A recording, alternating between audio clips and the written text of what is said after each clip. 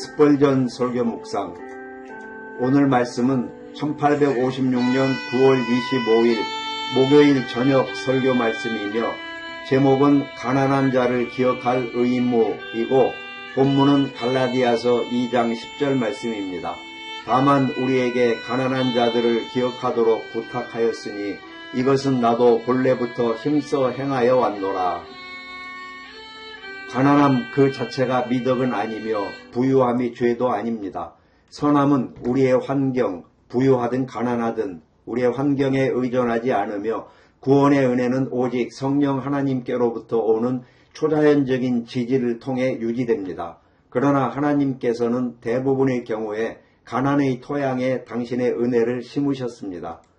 세상에서 크게 부유하거나 권세 있는 자를 많이 택하지 않으시고 도리어 세상의 가난한 자들을 택하사 믿음에 부유하게 하시고 하나님의 왕국의 상속자가 되게 하셨습니다. 1. 첫째로 주님께서는 가난한 백성을 두고 계시다는 사실에 대해 말씀드립니다. 주님께서는 원하신다면 금자루를 그들의 문 앞에 두시거나 하늘에서 만나를 비처럼 내리게 하실 수도 있지만 당신의 주권적인 뜻에 따라 그들이 궁핍과 고난 속에서 고통받도록 허락하십니다.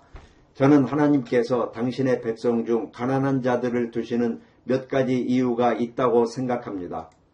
한 가지 이유는 우리 중 많은 이들에게 주신 편안함에 대해 얼마나 감사해야 하는지 가르치시기 위함입니다. 우리가 다른 이들의 궁핍을 볼 때 우리의 빵은 더욱 달콤하게 느껴집니다. 가난한 이들의 고난은 그림자처럼 작용하여 우리에게 주신 복의 밝음을 더욱 돋보이게 만듭니다. 또 다른 고차원적인 이유는 하나님께서 하시는 모든 일에서 당신의 주권을 드러내시기 위함입니다. 하나님은 왕과 여왕보다는 그들의 부엌에서 일하는 겸손한 하인들을 택하시고 부자보다는 가난한 자를 택하심으로써 우리의 모든 교만을 낮추시고 당신의 주권적인 뜻만이 사람들의 은혜의 상속자로 만든다는 것을 가르치십니다. 또한 가난한 백성을 두심으로써 복음에 위로하시는 약속과 지탱하는 힘을 더욱 드러내고자 하십니다. 세상적인 부유함이 없는 상황에서도 나는 여전히 주님을 신뢰하리라고 고백하는 이들을 볼 때 복음이 얼마나 영광스러운지 깨닫게 됩니다. 믿음은 시련 속에서 시험되고 증명됩니다. 가난은 마치 폭풍이 몰아치는 등대처럼 믿는 이들의 은혜가 얼마나 굳건한지 보여주는 시험대입니다. 게다가 하나님께서는 가난한 백성들이 시련을 겪도록 허락하심으로써 사탄을 괴롭히십니다. 욥의 경우처럼 사탄은 영적인 생명을 굶겨 죽이려 하지만 실패하고 결국 좌절과 번민 속에서 패배합니다.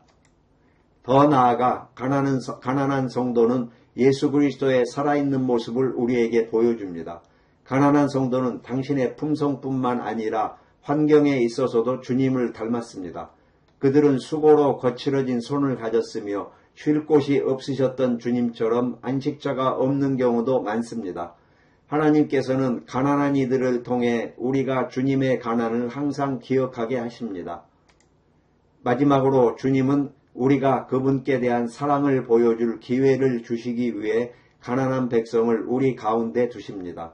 가난한 성도들을 돕는 것은 우리 영혼의 큰 복이며 단순한 의무가 아니라 기쁨과 특권으로 여겨야 합니다.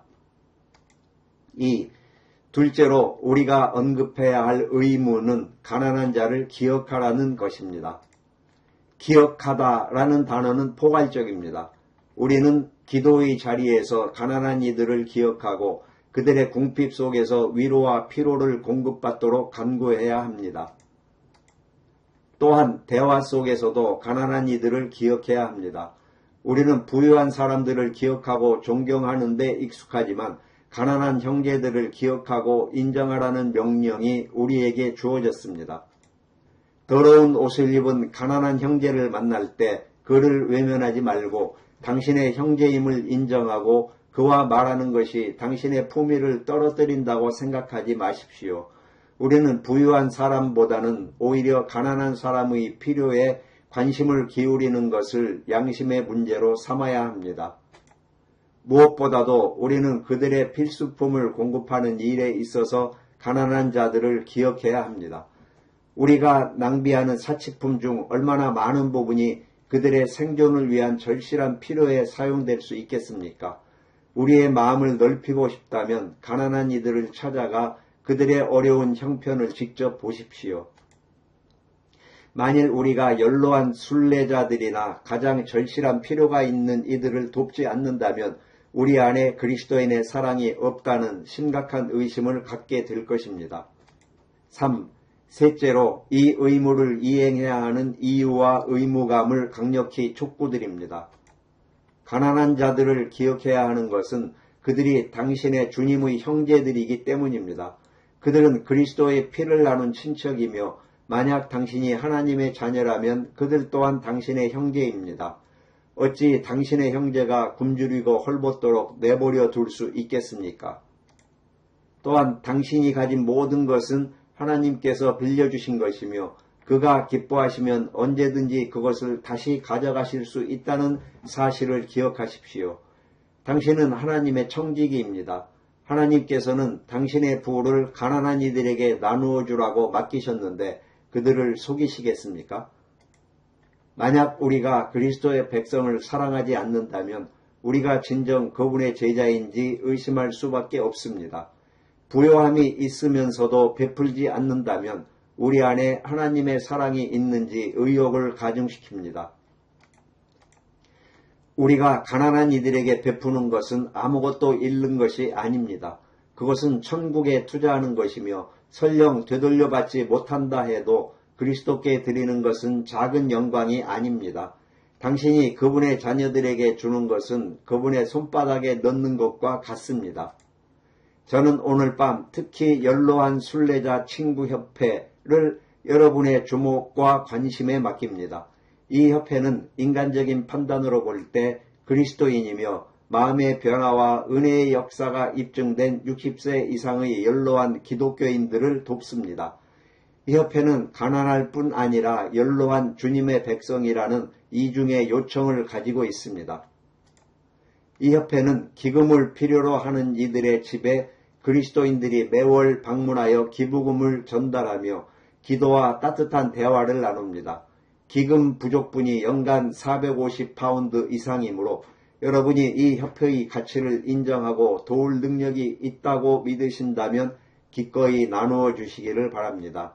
하나님께서 가난한 자들을 기억하는 여러분에게 복을 주시기를 기원합니다. 마치 어두운 밤하늘 아래 빛나는 별처럼 가난한 성도들의 굳건한 믿음은 우리에게 하나님 주권의 빛과 복음의 진정한 힘을 보여줍니다. 우리는 그들을 돕는 것을 구름 사이로 비치는 햇살처럼 우리 안에 사랑과 감사를 드러낼 기회로 받아들여야 합니다.